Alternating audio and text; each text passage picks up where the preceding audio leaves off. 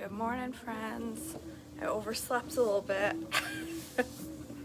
hence the good look I have going on. Alright, June 10th, the war between Baasha and Asa. 1 Kings 15:16 through 22, which was 895 BC.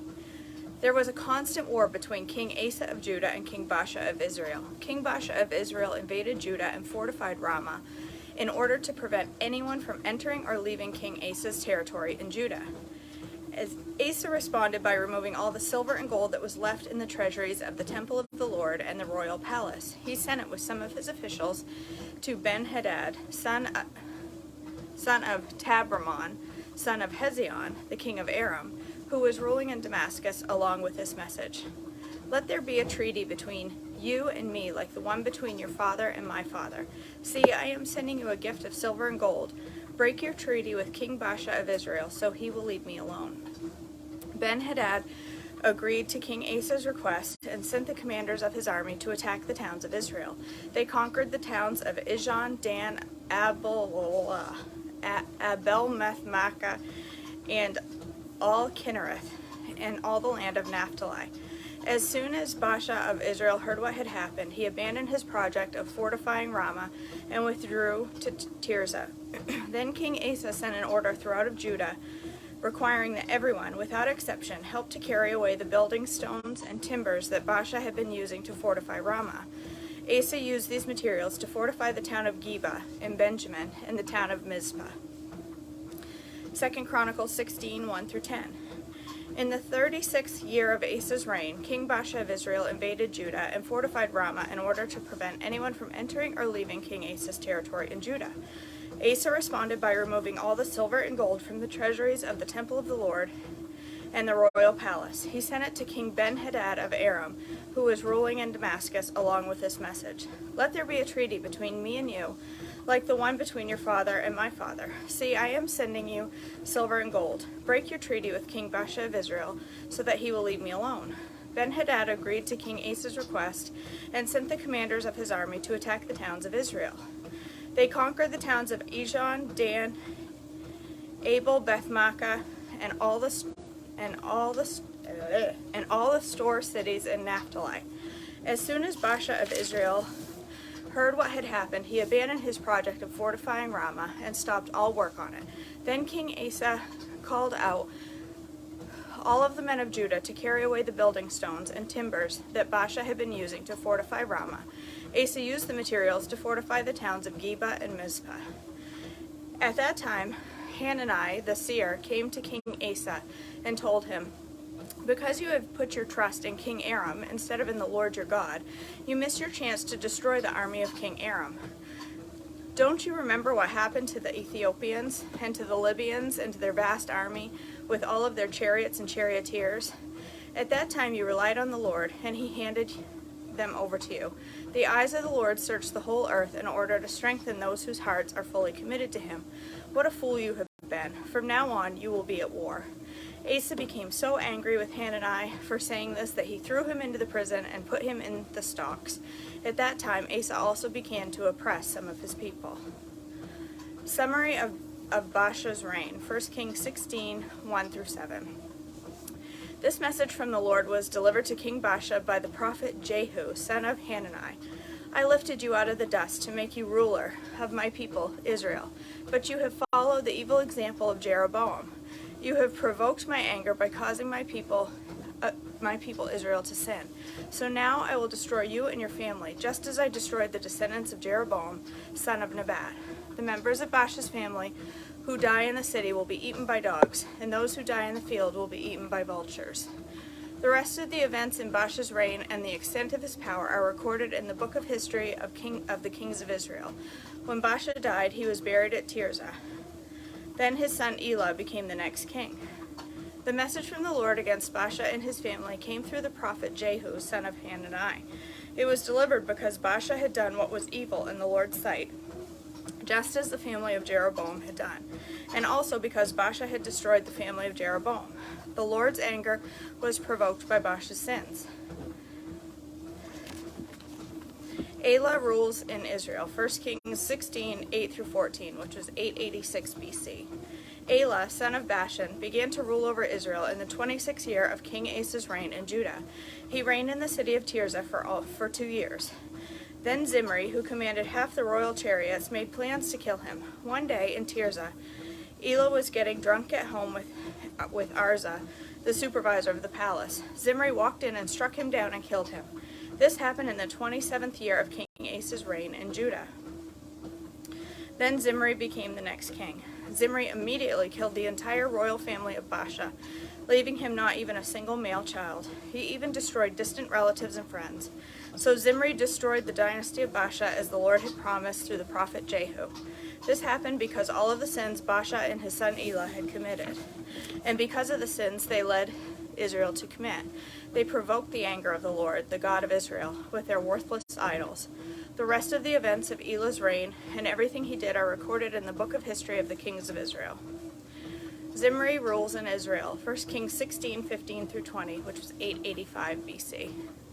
Zimri began to rule over Israel in the 27th year of King Asa's reign in Judah, but his reign in Tirzah lasted only 7 days. The army of Israel was then attacking the Philistine town of Gibbethon. When they heard that Zimri had committed treason and had assassinated the king, that very day they chose Omri, commander of the army, as the new king of Israel. So Omri led the entire army of Israel up from Gibbethon to attack Tirzah, Israel's capital. When Zimri saw the city had been taken, he went into the citadel of the palace and burned it down over himself and died in the flames. For he too had done what was evil in the Lord's sight. He followed the example of Jeroboam in all the sins he had committed and led Israel to commit. The rest of the events in Zimri's reign and his conspiracy are recorded in the book of the history of the kings of Israel. Omri rules in Israel. 1 Kings 16, 21 through 28, which was 885 BC. But now the people of Israel were split into 2 factions. Half the people tried to make Tibni, son of Ginath, their king, while the other half supported Omri. But Omri's supporters defeated the supporters of Tibni, so Tibni was killed and Omri became the next king. Omri began to rule over Israel in the 31st year of King Asa's reign in Judah. He reigned 12 years in all, 6 of them at Tirzah. Then Omri brought the hill, now known as Samaria, from its owner, Shemer, for 150 pounds of silver. He built a city on it and called it the city Samaria in honor of Shema. But Omri did what was evil in the Lord's sight, even more than that of the kings before him. He followed the example of Jeroboam, son of Nebat, in all the sins he committed and led Israel to commit. The people provoked the anger of the Lord, the God of Israel, with their worthless idols. The rest of the events in Omri's reign, the extent of his power, and everything he did are recorded in the book of the history of the kings of Israel. When Omri died, he was buried in Samaria. Then his son Ahab became the next king. Ahab rules in Israel. 1 Kings 16, 29 through 34, which was 874 BC.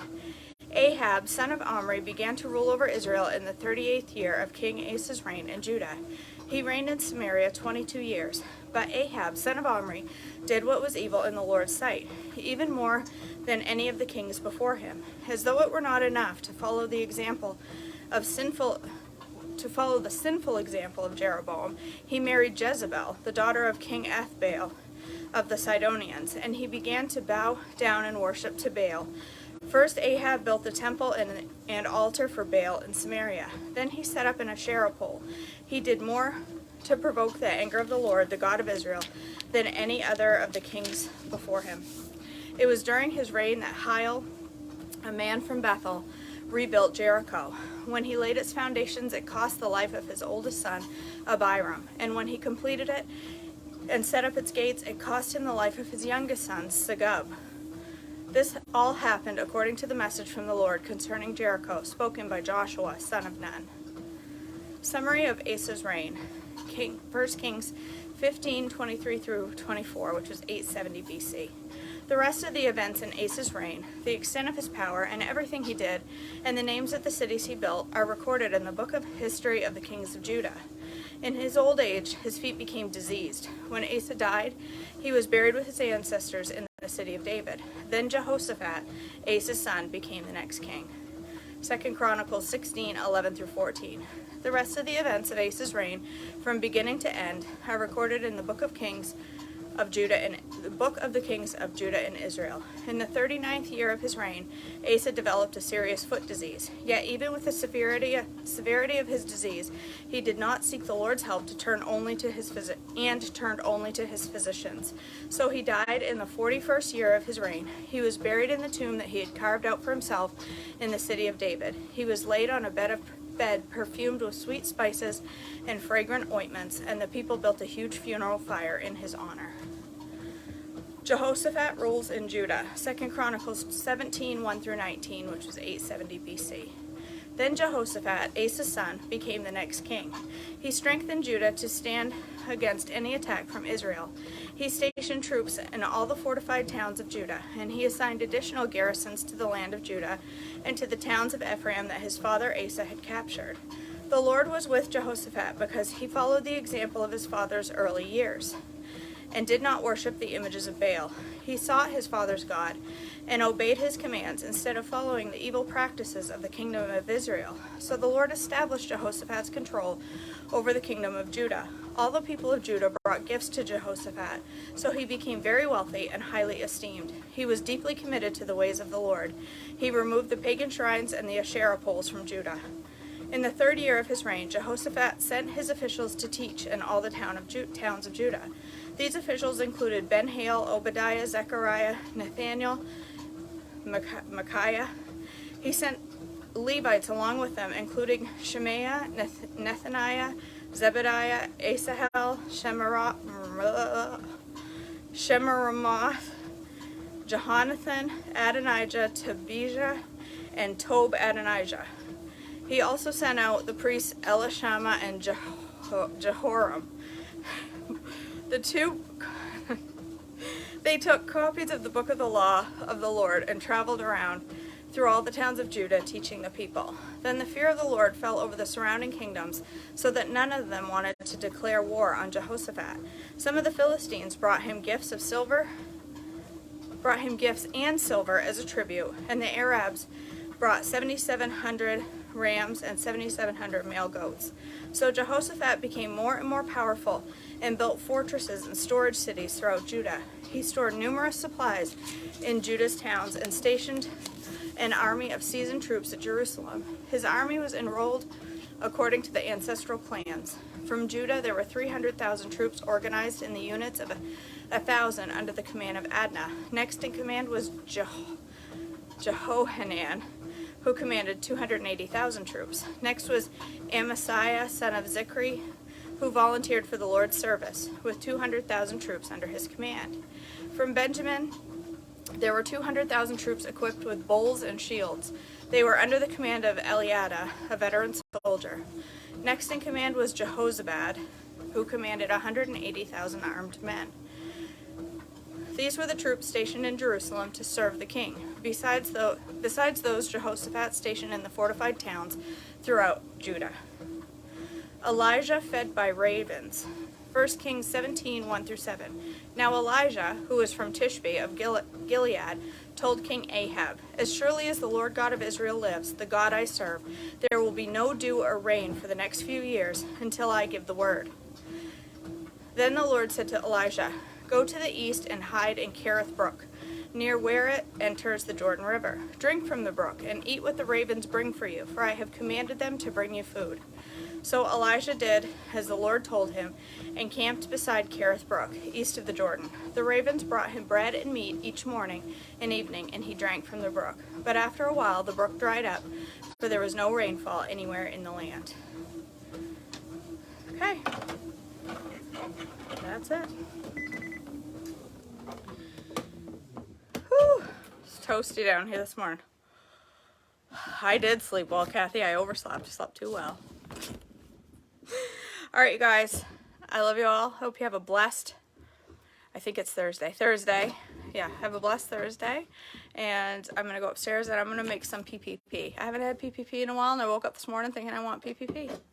So I'm going to have PPP. So, all right, have a great day, and I'll see you back tomorrow morning for more chronological Bible reading, and maybe I'll see you upstairs for breakfast in a few. All right, guys, have a great day. Bye.